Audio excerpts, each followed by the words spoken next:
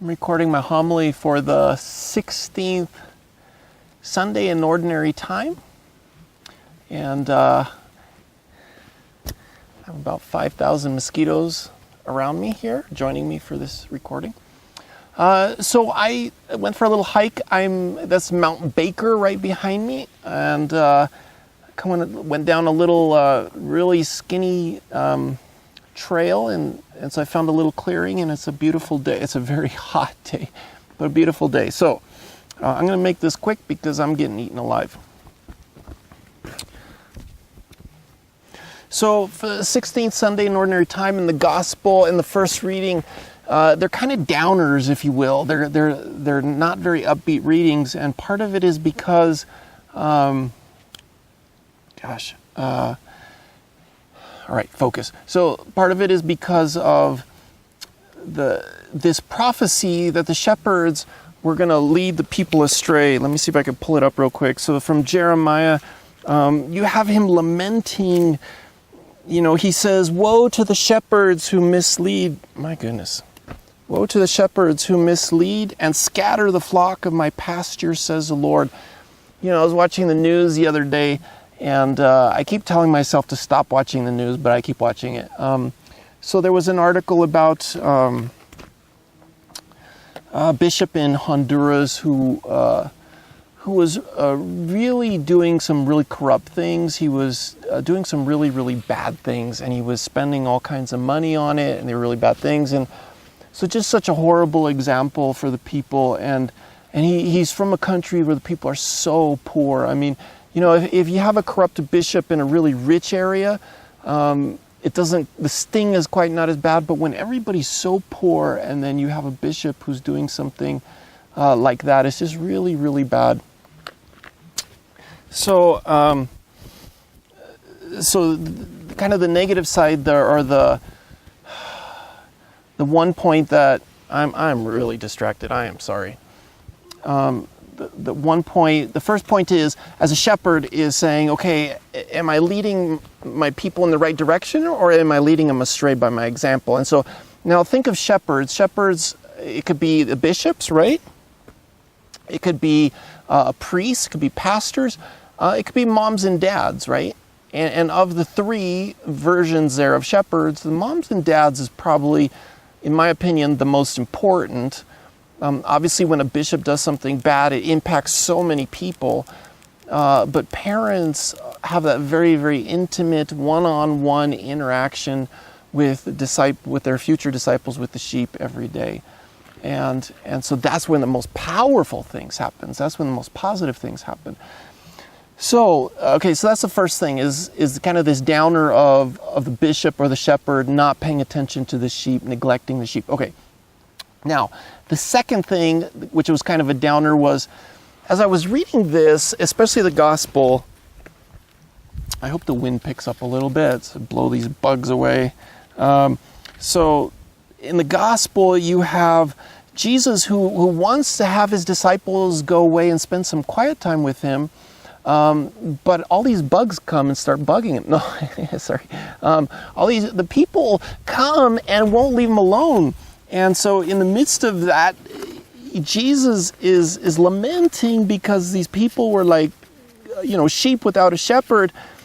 And so then he responds to that in a very positive way. He loves them. He has pity on them. And so he begins to teach them.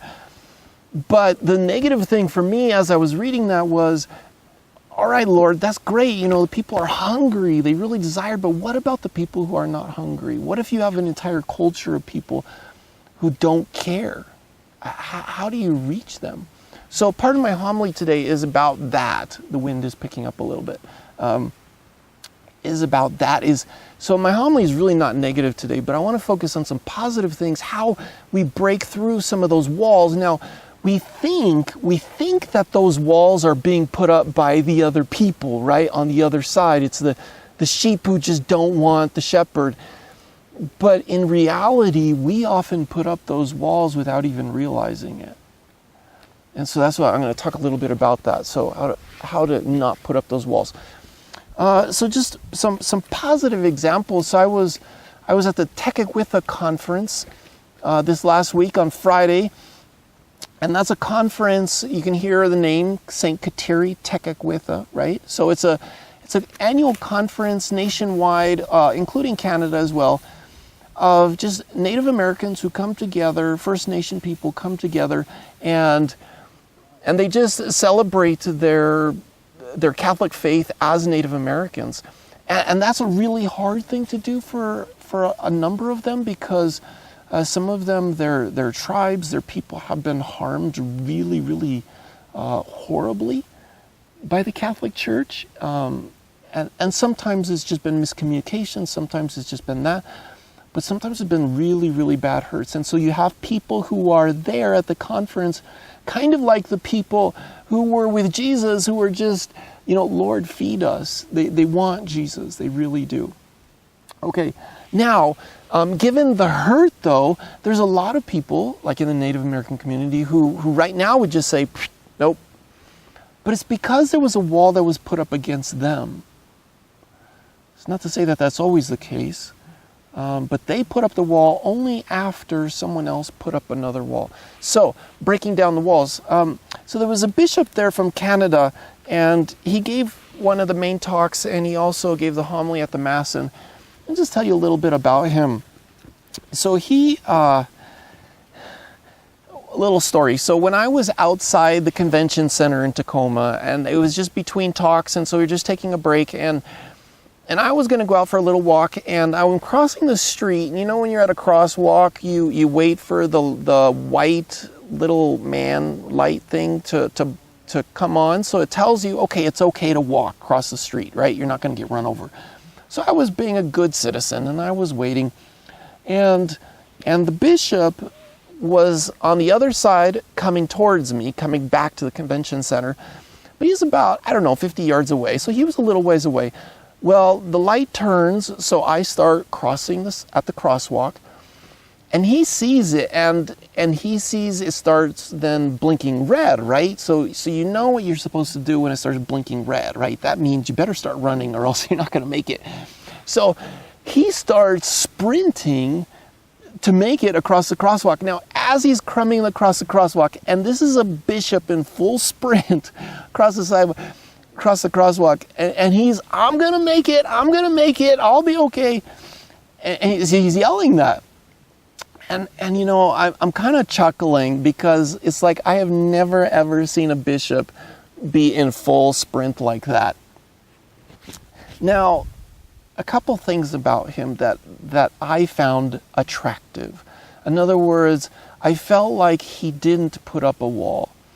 And one was, in everything he did, every time he gave a talk, when I saw him just interacting with people before Mass, you truly felt like he was being his authentic self. He was not putting on any kind of mask. He was not thinking he was better than anybody else. He was not pretentious. He was not pretentious. He was just himself, right?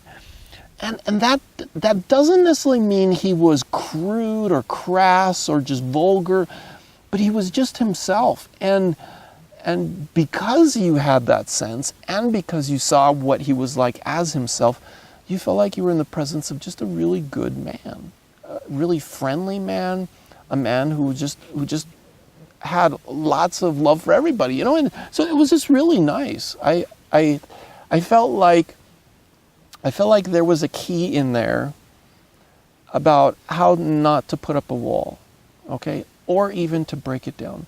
He was friendly, he was upbeat, he was joyful, and he was just himself.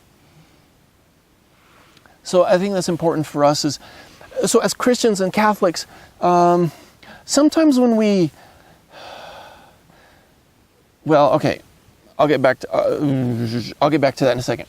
Now, the other part about the bishop that I found impressive was he had a reverence as well. He had a reverence. So when he celebrated Mass, he did so reverently. And he didn't put on an act, right? He wasn't exaggerating anything. He wasn't doing anything that would draw attention to himself. But the prayers were very intentional. He would pray them I'm not going to tell you he prayed them like super, super slowly, but he prayed them at a pace like he was truly praying them. He was not in a race. He wasn't just trying to get, let's get her done. He wasn't in that mode at all. So when a priest celebrates Mass, and you kind of tell he just wants to get it done. He just wants, let's just get her done. The joke we say is, those are the priests, they celebrate Mass as though the church was burning down. And they're trying to get Mass done before the church completely burns down. And so I was really moved by his reverence during Mass. Now, it wasn't just the reverence of the Mass, though. The way he talked about people, he was very reverent of people. He was very reverent of people. Come on, you guys, leave me alone, all right? He was very reverent of people. And, he was talking about when he first came to his diocese, and he had some Native American communities in his diocese, and so he would go to the tribal elders, to the leaders and the chiefs, and he would ask them for permission before he came on to their people, before he brought, the faith to their people. He would ask the leader for permission to do that. And it was just an element of reverence. He was being respectful. And I was impressed by that. I can't say that I've always been that respectful of people, because I suppose as Christians we get a certain feeling like, well, it's like, okay, we have the truth, so therefore Jesus has given us permission. I don't need to ask anybody for their permission. And he talked a little bit about jokingly what he would have done if one of them had said no, because none of them said no. But obviously his hope was that in being humble, being respectful, that would go a long ways to people being receptive. So if we just come in, just like gangbusters and just blow the doors down with the gospel, sometimes people feel like we're just stomping on them. We're not being respectful of who they are, where they're at. Now, on Sunday, we celebrate the feast day of St. Mary Magdalene. And if there was ever an example of a person who had a very long journey back to God, it would be St. Mary Magdalene. And we don't know lots of the details about her life. We have traditions. Some traditions have her as the prostitute in one of the Gospels, or as the woman who committed adultery. The thing that it specifically says, the thing that it specifically says was that she had 7 demons, right? So there was some deep-seated darkness in her life. Lots of walls. And if Jesus had been pretentious, if he had been arrogant, if he had been like the Pharisees and just said, okay, I'm the know-it-all, you need to follow me, Mary Magdalene never would have followed him. Because he never would have broken down the walls with her. He never would have reached her heart. But it was his humility, his simplicity. In one of the the Gospels, I think it was on Friday, or maybe it was Thursday. Probably it was Thursday, or maybe it was Saturday. I don't know. But it's this prophecy that when Jesus comes, he's not going to be screaming in the street. He's not going to be what was the term? He's not going to break the bruised reed. In other words, if there's a reed, the reeds, are very strong, but if they get damaged, they buckle really easily. So he's not going to just break them. He's not going to just come in and trounce on people when they have, fragile faith. And so I think, St. Mary Magdalene is a great example of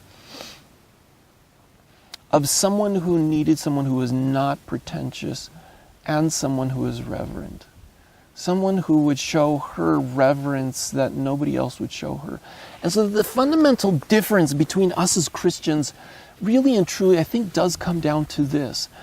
That when justice says there is no reason to love that person does not deserve any love whatsoever, we still show them respect and we show reverence, right? And we're humble about it. Now, one of the things that happens, so what causes us as Christians to become arrogant? It actually comes about when we become sloppy in our spiritual life. When we stop praying, when we when we stop connecting with Jesus, when we fall out of love, but because we feel like we need to put on the face of someone who's faithful and someone who's in tune with the church and loves the church and all that, but if we've fallen out of love, then we start putting up the mask, right? We start becoming pretentious. We start demanding that people respect us, even though there's not really a good reason for them to do that. Because we're phony, we're hypocrites, right? In those moments. Ay, ay, ay, ay, ay. Come on, guys. Okay, give me 5 minutes. Leave me alone for 5 minutes, okay? All right. Not gonna do it. Where was I? Okay, so when we become sloppy in the faith, when we become sloppy in our spiritual life, when we stop going to confession regularly, when sometimes if people stop coming to Mass regularly, we just get really, really sloppy, then people stop listening. Because they would say, why do I want to be that way? Why would I want to follow that? Okay? And so the closer we are to Jesus, the more we'll imitate him. We'll become more intentional and reverent and less pretentious, less arrogant or just putting on shows. Okay? All right.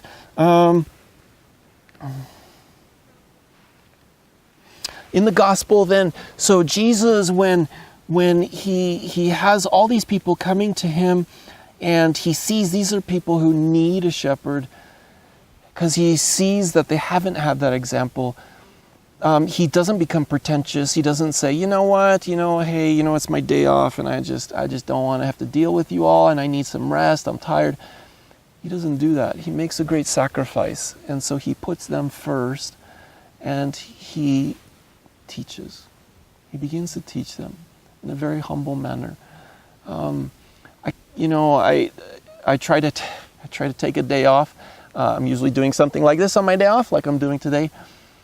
But when there's those moments, when Jesus is going to send somebody to us, and we're going to be really tired, or we're going to be frustrated, or our kids are going to, your kids come to you and they want you to read you their little Bible book, and you're really tired and you just want to go to bed, and you say, all right, I'm the shepherd. I will do that. I'll spend some time with them. And then when you have the person who just doesn't deserve it, they don't deserve to have someone show them love because they've burned their bridges, they've done bad things, but you just take a deep breath. You say, okay, I'm gonna do my best, Lord. I'm gonna try and love them. I'm gonna try and be humble about it and love them. All right. God bless you, and I'll see you next week.